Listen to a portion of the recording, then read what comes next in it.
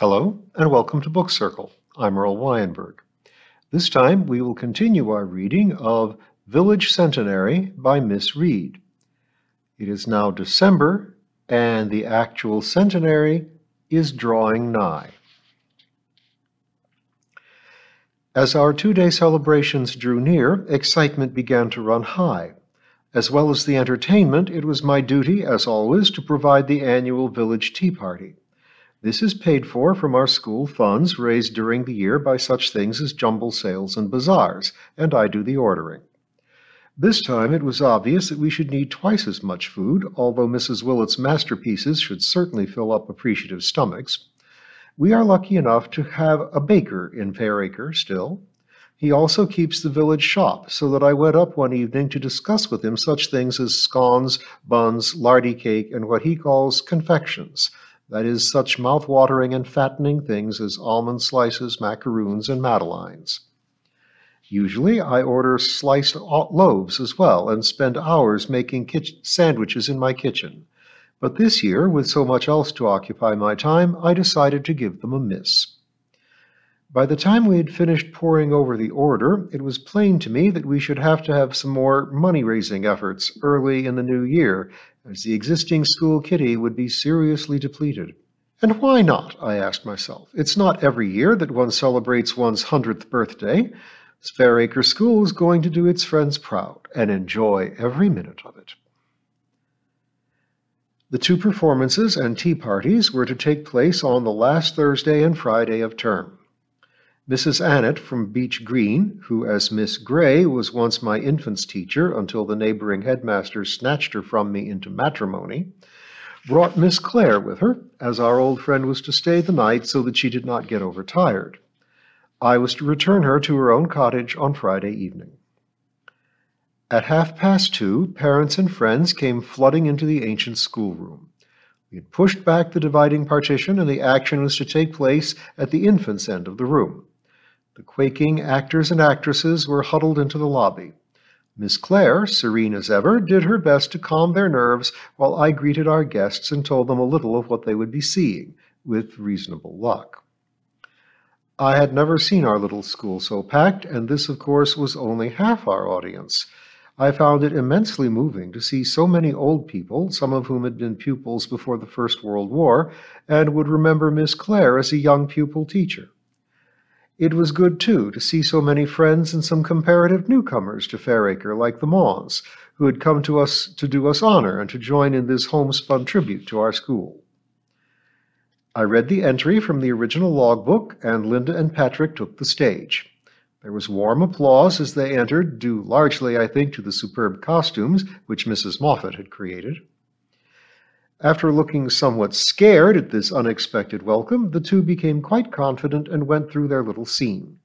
The caning went down extremely well, and a baby in the front row brought the house down by shouting, "Give him some more!" in the most bloodthirsty manner. Obviously, I should have to keep an eye on this juvenile sadist when he came under my care in 2 or 3 years' time. In King Edward VII's reign, I said loudly for hidden Dolly Clare's benefit, Fairacre School had a new young pupil teacher. Here Dolly entered, smiling, and the applause grew deafening.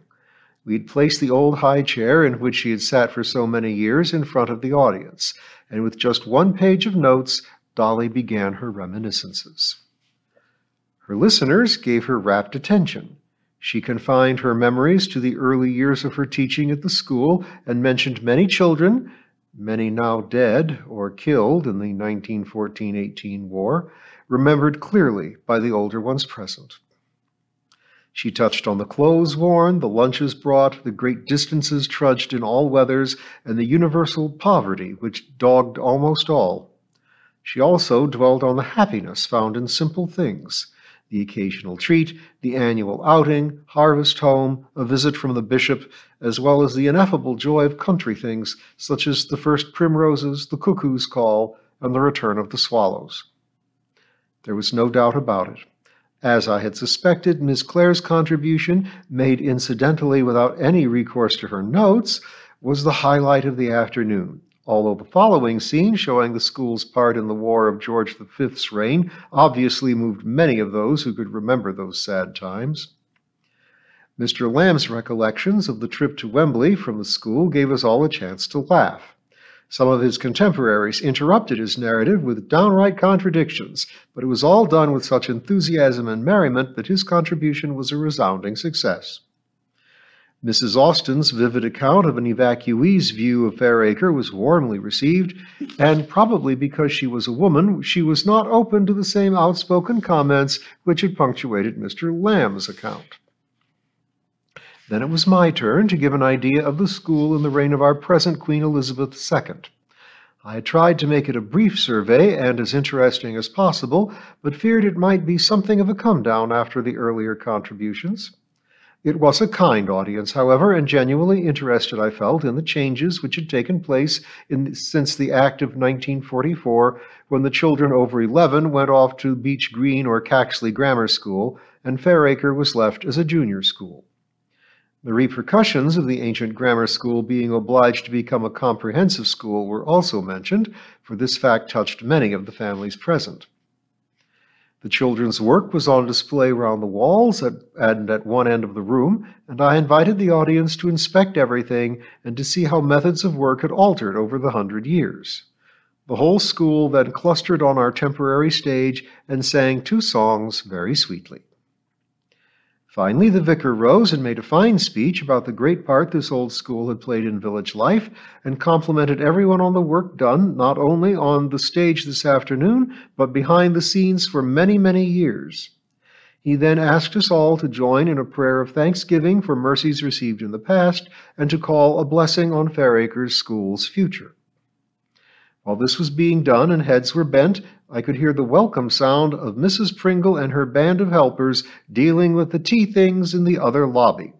Festivity was about to follow reverence. It was astonishing to see how quickly the mounds of provender vanished. Appetites are keen in our sharp downland air, and I was kept busy filling cups from the tea urn borrowed from the Women's Institute for the 2 occasions. But at last the great moment came when the vicar called for silence, the door opened, and Mrs. Willett came staggering in bearing the magnificent cake, ablaze with 100 candles. A great cheer went up, and the ancient floorboards quaked under the stamping of stout country boots. We had asked Miss Clare and the oldest pupil present and the youngest child from the infant's room to cut the cake together. My bread knife only just proved equal to severing the beautiful, dark, rich mixture, but the 2 won through eventually, and a slice was delivered to everyone present. It was dark by the time the last of our visitors had gone. The fragrance of the fruit cake still lingered about the empty schoolroom, and far too many crumbs lay on the floor. It all went beautifully, I said to Miss Clare before we walked across the playground to my home, but I don't know what Mrs. Pringle will say when she sees the mess. What Mrs. Pringle says, Miss Clare told me, can have very little meaning in the face of 100 years of our school's history. And with this comforting thought, we strolled home to take our ease. There was a sharp nip in the air, and our breath was visible in the dusk. "A frost tonight," said Miss Clare, "the first real one of the winter." Sure enough, when I took her breakfast tray into my spare room the next morning, the trees and grass were white with hoarfrost. It was a lovely sight, but a pointer to things to come. Miss Clare protested about being waited on, but I was adamant that she stayed in bed for an hour or 2 longer. We had a repeat performance to go through in the afternoon, and I knew there would be a great many friends who would want to talk to her. As it was the last day of term, too, I should be busy clearing up and trying to remind the children of the date of our return in January, as well as keeping them relatively calm and preparing for their final performance. I found it was no easy task. Success had quite gone to their heads, and I had never known them quite so excited and noisy.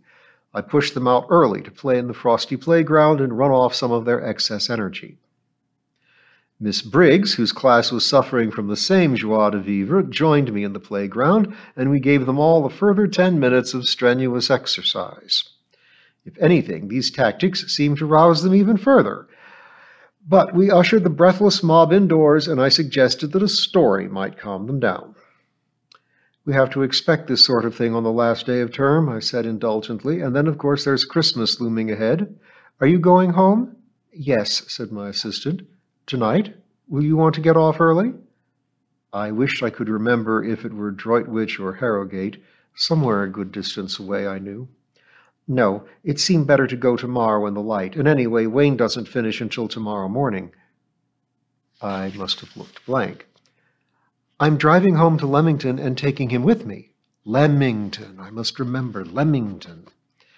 That will be nice for you both, I said, anxious not to appear too pressing, but Miss Briggs was well launched. My parents know about him, of course, but haven't met him yet. I expect we'll announce our engagement at Christmas. I said quite truthfully that I was delighted to hear the news, and that Wayne was a fine young man.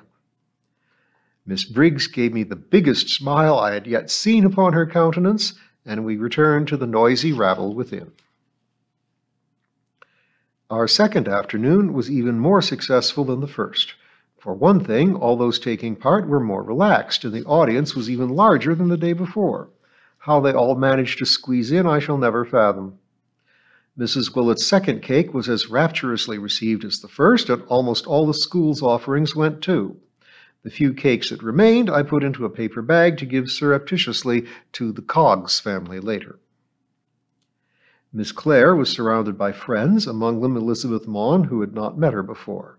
Their conversation was animated, and I was glad to see my old friend Dolly so lively.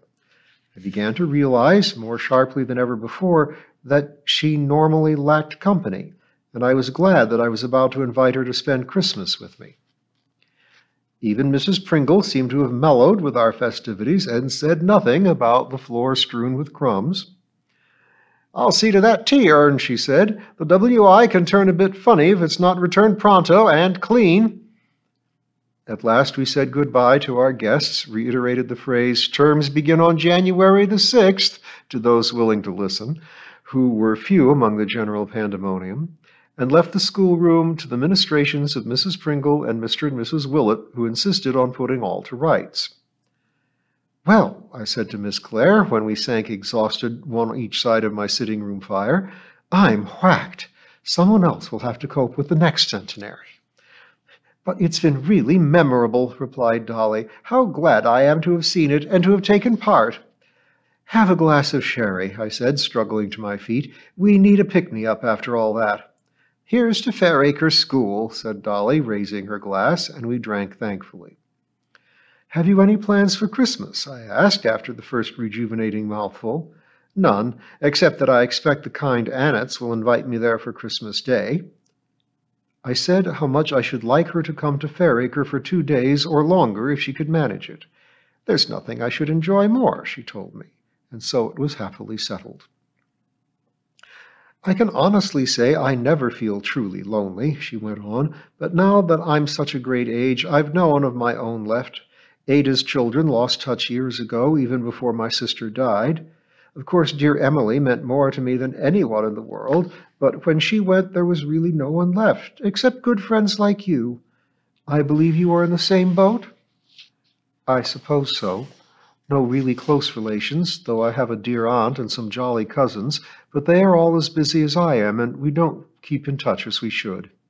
No, I'm like you, very glad of good friends who live near enough to see frequently, like you and the Annetts and dear old Amy at Bent, who wants to meet you incidentally."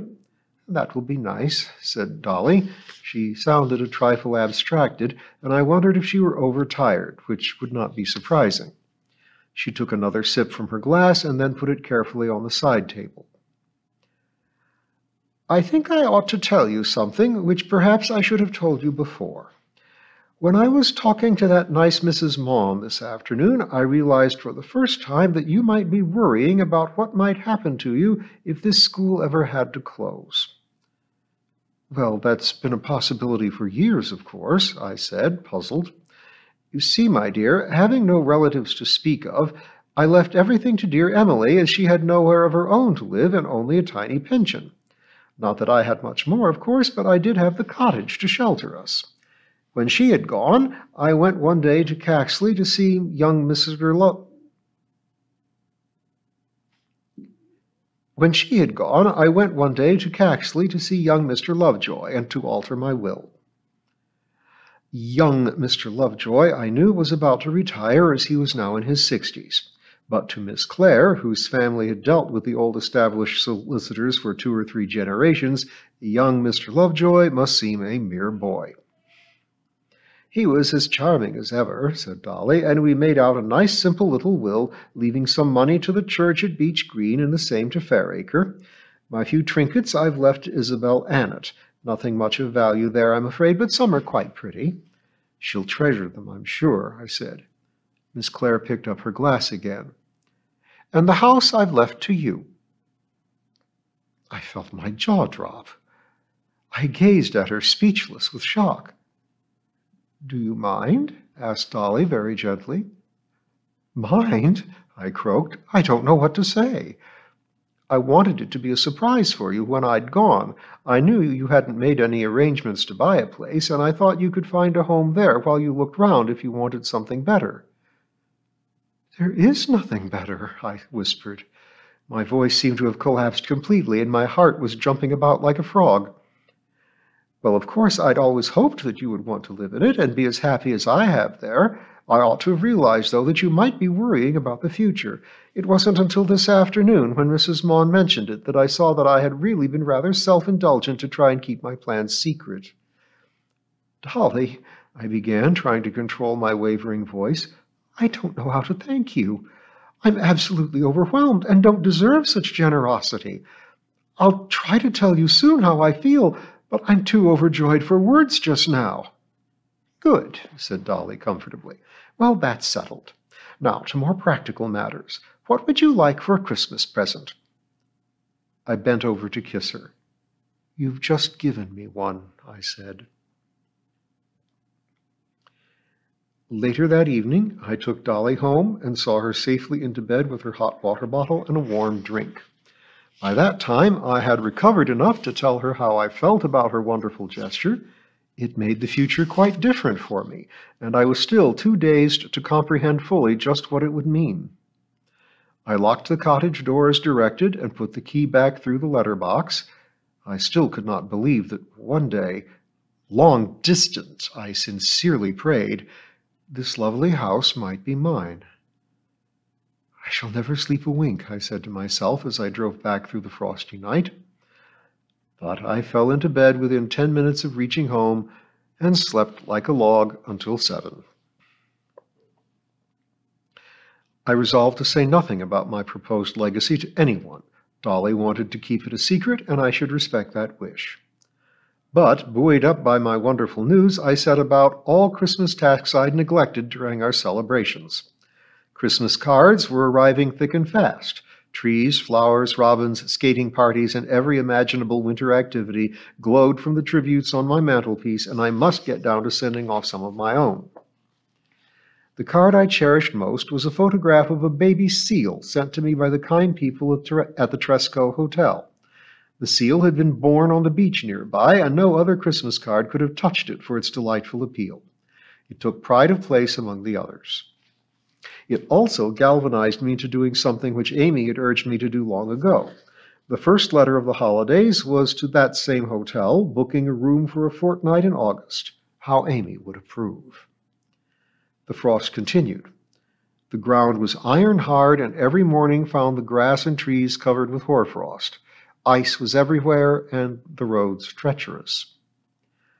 Miss Clare sent a message to say that she had decided against coming to the school service at St. Patrick's the next Sunday because of the weather, but would look forward to seeing me on Christmas Eve for tea at her house. We should miss her at the service, but I was relieved to know that she was not venturing out in this bitter weather. I hoped that by the following Wednesday the thaw would have set in. Attendance at morning service on Sunday must have delighted Gerald Partridge's heart. Parents, pupils, managers, and other friends of Fairacre School turned up in full force, and there were very few empty pews. The singing was hearty, and I have found time to coach the children in the 2 hymns chosen particularly for the occasion, so that they added to the joyful noise considerably. The vicar's sermon was a model of sincerity, brevity, and gratitude, and Mr. Annett had chosen some stirring music for the service. The final voluntary was Mozart's Turkish March, and I wondered yet again how anyone, Turks or otherwise, could march in step to that dancing rhythm. But it was a joyous and uplifting ending to our centenary celebrations. By Wednesday, the murky, cold weather had lifted slightly. It was still bitterly cold, but the roads had thawed, and for 2 or 3 hours at midday, a feeble sun dispensed light through the clouds. I drove over to Beech Green and walked up the short path to Dolly Clare's cottage with the most unusual feelings. Pleasure at being there was now mingled with something like awe. That this one day might be mine. I could still not fully realize my good fortune and felt very humble in the face of Dolly's superb generosity. Of one thing I could be certain, the cottage would be cherished as dearly as before, and if ever her gentle ghost reappeared, it would be given honor and a warm welcome. We were at St. Patrick's the next morning, admiring the Christmas roses, the holly, the ivy, and the mistletoe. Mr. Partridge's suggestion that the children might help had not been followed up, and certainly the flower-arranging ladies had made a superb job of their labor of love without juvenile aid. We walked back through the thin winter sunshine to find that the chicken I'd left roasting was done to a turn, and the small pudding was bubbling cheerfully on the stove. After our modest Christmas dinner, we indulged in a glass of port and both slipped off into slumber, awakening just in time to listen to the Queen's message. We spent the rest of Christmas Day and Boxing Day very quietly and lazily, going for short walks round the familiar lanes of Fairacre when the sun came through in the early afternoon. But it was always good to return to the fireside and to pick up our knitting or attempt to solve the crossword puzzle or sometimes simply doze. To tell the truth, I was dog-tired at the end of the term, and this one had been particularly arduous. Not that I would have missed any of the jollifications for a minute, but I began to realize just how exhausted I was when I could relax at home. Dolly Clare was the perfect companion for this pace of life, serene, undemanding, and unfailingly happy. I managed to persuade her to stay until the Saturday morning, but no longer. She was anxious not to put her good neighbor to any unnecessary trouble. "She is looking after the cat," she said, "and getting in my milk and bread, and no doubt she will light a fire and generally cosset the house, so I must get back to look after myself." We drove over in the morning, and sure enough, a fire blazed in the grate. We settled down to enjoy a cup of coffee before I returned. "I've lived here for 6 reigns now," said Miss Clare, looking about her. "I thought when I was telling our friends about my time as a pupil teacher at Fairacre that I must have closed the door on this cottage some thousands of times and set off on my bicycle along the lane to that dear old school. I've seen the trees and fields breaking into leaf, shading the road later, turning into the gold of autumn and then bitter nakedness for more years than I care to remember. But always this cottage has been the beginning and end of every journey. The thought that you will do the same after me gives me infinite pleasure. I don't know when I felt quite so happy." "I can echo that," I told her. No snow came to our downland country during the remaining days of December, but the skies were ominously gray, and the iron cold made one feel that this respite might be short-lived.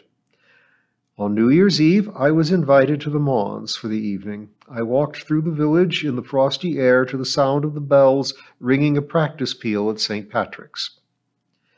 Well, the old year had been good to me, I thought. I had seen Fairacre School celebrating 100 years of useful work, and my personal life had been enriched by friends old and new. And Dolly Clare's incredible kindness had put the final seal upon a memorable year. I had a great deal to be thankful for. So what would the new year bring, I wondered, opening the gate of the Mons house. Lights gleamed in the windows. A lantern by the door lit up the welcoming holly wreath, dangling its scarlet ribbons against the white paint. Come in, called Henry, opening the door, "and a happy new year to you and to all Fairacre." The end.